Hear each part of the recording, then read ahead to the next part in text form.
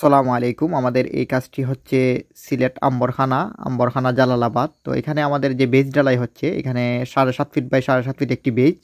তো এখানে আমাদের কতটুকু মশলা লাগলো বা ঢালাই কি কোন নিয়মে দিলে আপনার ঢালাইটা অনেক ভালো এবং মজবুত হবে। তো এখানে দেখেন যে বেজের কাজটা, বেজ আপনার হয়তো সাইটে যদি আমাদের কোনো বেজ হয় যে বিল্ডিংয়ের সাইটে, তো এগুলা দেখা যায় হয়তো একেবারে সেন্টারটা হয় না, একটু নির্বিষ হয়। তারপরেও আমরা চেষ্টা করি যে সেন্টার রাখার, কারণ জায়গা সাইডে হইলেও যদি বেজের সেন্টার ঠিক থাকে তাহলে কিন্তু এই কলামটা মজবুত হয়। যেমন এখানে দেখেন যে একেবারে সেন্টার, মাঝখানের কলাম তো অবশ্যই সেন্টার হতে হবে এবং এটা মাপ দিয়ে একুরেট মাপ দিতে হবে যে সেন্টারও আছে কিনা। এবং আপনার এখানে যে আমরা একটা পলিথিন বাদাই করছি দেখেন কলামের মাঝে, এই পলিথিনটা বাদাই করার একটাই কারণ, অনেক সময় দেখবেন যে আমরা নিচ উপর থেকে যখন মশলা ডালাই করি কড়াই দিয়ে বা হাত বালতি দিয়ে বা অনেক কিছু দিয়ে যখন আমরা ডালাই করি, ওই ডালাই করার কারণে দেখা যায় আপনি এই যে রড আছে কলামের, এই কলামের রড কিন্তু দেখা যায় মশলা লাইগা থাকে। আর কলামের রডে যদি মশলা লাইগা থাকে, ওই মশলা কিন্তু পরবর্তীতে ছুটাইতে হয়। অনেক সময় দেখা যায় অনেকেই আছেন যে ওইটা ডালাই দিয়া দেন এই মশলা পরিষ্কার না করেই।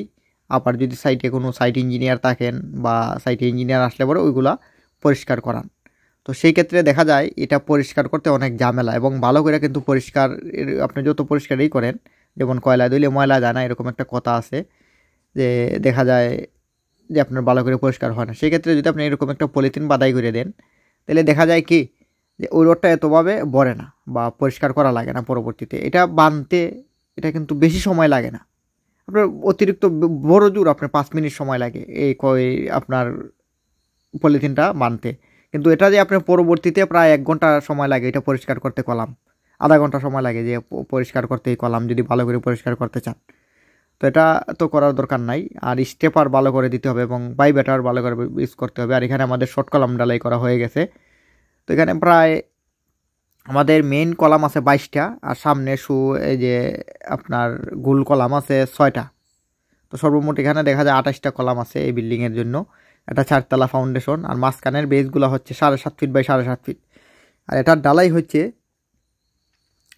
যে 14 ইঞ্চি আর 3 ইঞ্চি স্টেপার। তাইলে দেখা যায় এখানে 13 ব্যাগ সিমেন্টের মালামাল লাগে 7.5 ফিট বাই 7.5 ফিট একটা বেস ডালাই করতে। ডালাইটা হলো 14 ইঞ্চি আর 3 ইঞ্চি হলো স্টেপার। তো 14 ব্যাগ সিমেন্টের মালামাল লাগে, এবং এগুলা সব পাথর দিয়ে ডালাই করা হচ্ছে। আর আসলে সিলেটে যখন বিল্ডিং করা হয়, সিলেটে পাথরের দাম তুলনামূলক অন্য জায়গার থেকে একটু কম, কারণ আপনার ক্যারিং খরচ কম। পাথরের দাম সমান কিন্তু ক্যারিং খরচ কম, যার কারণে সবগুলা কাজ কিন্তু পাথর দিয়ে করা হচ্ছে। আর এই অনেক জায়গায় দেখা যায় পাথরের দাম বেশি হইলেও আমরা কি করি যে ফ্লোর লেভেল পর্যন্ত পাথর দিয়ে করা হয়। তো ধন্যবাদ সবাইকে, ভালো থাকবেন, সুস্থ থাকবেন।